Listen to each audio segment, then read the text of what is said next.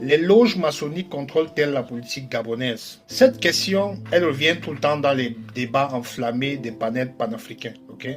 En gros, les gens veulent savoir si ces histoires de loges, de francs-maçons qui tiennent le Gabon et les pays francophones en général, est-ce que c'est juste des légendes urbaines, okay, pour faire peur aux enfants, pour faire peur aux Africains qui essayent un peu de s'éveiller? Il ne fait aucun doute que vous soyez capable de vous acquitter des fonctions de l'office élevé de chef suprême de l'ordre maçonnique en Côte d'Ivoire.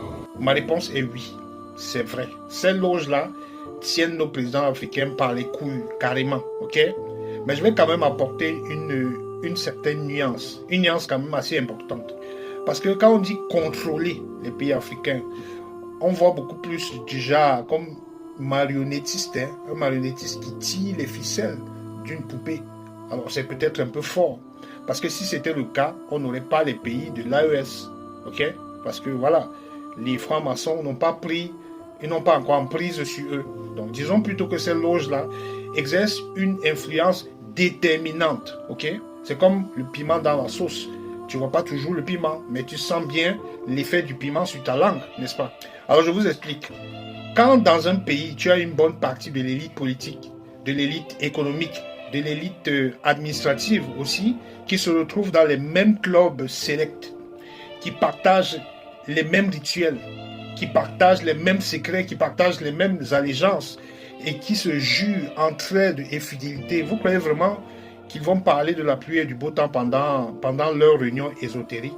Ben non, ils vont tisser des liens, ils vont créer des réseaux, ils vont préparer des carrières, ils vont verrouiller des postes stratégiques. Et ça, c'est très important. Ils vont orienter et influencer des décisions dans chaque point névralgique qu'ils vont contrôler. Donc, c'est une sorte d'État dans l'État, avec ses propres règles, ses propres allégeances. Si le chef de l'État lui-même est un grand initié, hein, comme c'était le cas avec les Bongo père et fils, ça te donne une idée un peu de la couleur. Okay? Ce n'est pas une théorie du complot, c'est une question de logique. Le pouvoir attire le pouvoir. Et ces loges-là sont des carrefours de pouvoir. Alors oui, les loges maçonniques influencent très lourdement la politique gabonaise et la politique de la majorité des pays africains francophones.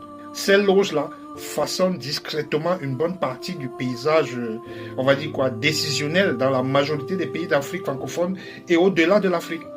Donc, si vous avez d'autres préoccupations qui vous taraudent l'esprit comme celle-ci, n'hésitez pas à poser vos questions en commentaire. Je me ferai un plaisir de vous répondre si la question est pertinente. Donc, mettez cette vidéo en favori, abonnez-vous massivement